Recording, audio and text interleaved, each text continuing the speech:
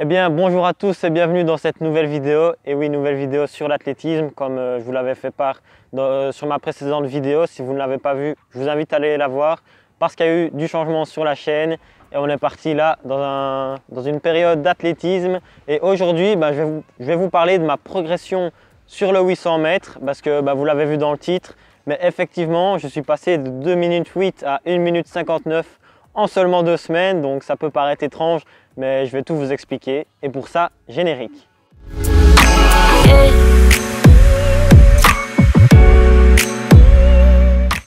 Donc, pour remettre dans le contexte, je découvre la discipline du 800 mètres en 2017, donc j'avais 13 ans à ce moment-là. Moi, à 13 ans, je n'ai toujours pas fait ma croissance et je vais terminer cette saison 2017 dans un chrono de 2 minutes 13 après plusieurs tentatives. Donc voilà, c'est pas un chrono extraordinaire, mais ça reste potable. Ensuite, la saison 2018, c'est là que je vais être un peu plus décevant parce que j'ai seulement battu mon record de quelques petits dixièmes, donc je suis toujours en 2 minutes 13. Et donc là, je sais que déjà, potentiellement, je peux faire mieux parce que j'avais fait autant l'année précédente et j'avais quand même grandi d'1 an. Donc à ce moment-là, ma perf de 2 minutes 13 était plutôt décevante. On arrive à la saison 2019. Et là, en mai 2019, je fais un 800 mètres où je fais 2 minutes 08.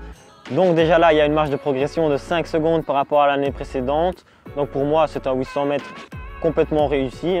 Voilà, après, c'était en mai et la fin de saison, je ne vais plus vraiment faire de 800. Je pense que j'en ai fait que 2 sur cette saison-là.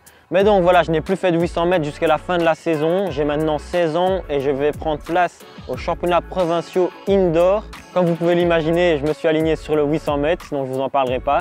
Et là, j'ai renouveau fait 2 minutes 8, mais cette fois en indoor. Mais attention, parce qu'il y a quand même quelque chose d'important à préciser, c'est que je suis passé aux 400 mètres en 1 minute 10. Oui, en 1 minute 10, et j'ai fait le deuxième tour en 58 secondes. Donc pourquoi? Tout simplement, c'est un championnat provincial. Et donc ça a joué tactique. Donc j'étais complètement renfermé les 400 premiers mètres, donc j'ai pas pu aller à mon allure, j'étais bloqué dans le peloton. Et puis après 400 mètres, il y a une porte qui s'est ouverte, je l'ai prise et j'ai commencé à sprinter. Et voilà, j'ai fait un 400 mètres en 58 secondes. Donc à ce moment-là, je savais déjà que mon 2 minutes 8, il voulait plus dire grand-chose. Je savais que je pouvais faire beaucoup mieux. C'est pour ça que la semaine après, j'ai décidé d'aller refaire un 800 mètres parce que je savais que je pouvais battre mon record. Et j'ai réussi à le faire, voilà, je suis arrivé dans un temps de 2 minutes 4 alors que j'ai dû tirer un petit peu la course. Donc voilà, je suis quand même déjà passé de quelques mois de 2 minutes 8 à 2 minutes 4. En plus, mon 2 minutes 4 c'est en indoor. Donc vous savez que indoor c'est une piste de 200 mètres et c'est donc moins rapide que quand c'est en outdoor. Et donc là je viens de faire 2 minutes 04, parfait. Et la semaine encore après, donc oui j'ai enchaîné 3 courses en 3 semaines. Et c'était les championnats régionaux. Donc déjà avec mon 2 minutes 4, je me plaçais un peu mieux. Et c'est vraiment à ce championnat que je me suis révélé au grand public. Enfin au grand public, vous avez compris, c'est pas grand monde non plus qui était au courant. Mais donc moi je fais ma course, je pars sur un bon rythme. Je sais plus vous dire à quel temps je suis passé aux 400 mètres. Mais je me souviens que voilà, j'avais pas mon temps parce que j'avais pas été premier, j'avais terminé 3e. Déjà c'était incroyable, terminer sur le podium. Et puis je me souviens regarder le tableau d'affichage et voir le temps 1 minute 59 et 70 centièmes. Et là, j'en revenais pas quoi. Je venais de passer de 2,08 à 1 minute 59. Déjà moi, j'avais du mal à y croire et les gens autour de moi, je me souviens, j'avais des messages qui me disaient « Ouais, t'as vraiment fait ça ou c'est un bug ?» Ouais, non, j'avais vraiment fait ça. 1 minute 59, voilà, en 2 semaines. Donc pour moi, mon moment de révélation, c'était en janvier 2020, voilà, sur la saison indoor 2019-2020. Je rentre dans la cour des grands, en dessous des 2 minutes. C'est quand même la barre un peu mythique, passer sous les 2 minutes. Je l'ai fait à 16 ans.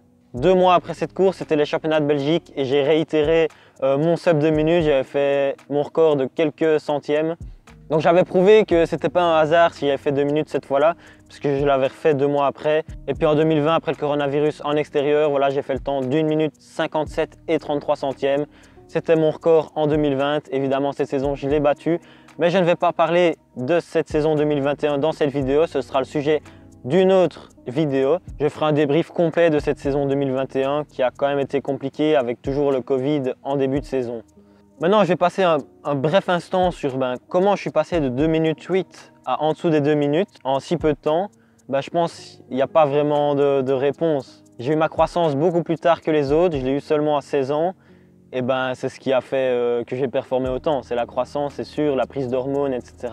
Mais il n'y a pas vraiment que ça, il y a aussi un autre petit détail qui fait que mes 800 mètres précédents, déjà en 2019, j'avais fait que 2 800 mètres et c'était pas assez parce que je sais que je pouvais quand même faire un peu mieux comme record, mais j'avais fait que 2 800 mètres donc j'avais pas eu l'occasion de le démontrer. Et c'était aussi ma gestion de course que j'avais fait, c'était pas les meilleurs. Voilà, j'étais un peu attentiste, je partais assez prudemment et puis j'arrivais à terminer fort. Mais voilà, sur 800 mètres, il vaut mieux partir plus vite et finir plus lent que faire l'inverse. Donc ma gestion de course avant n'était pas la plus optimale. En tout cas, voilà, maintenant vous savez tout de ma progression sur le 800 mètres. J'espère que cette vidéo vous a plu. N'hésitez pas à vous abonner et mettre un petit pouce bleu, ça ferait quand même toujours plaisir. En tout cas, merci d'avoir regardé cette vidéo jusqu'au bout et on se dit à la prochaine. Ciao!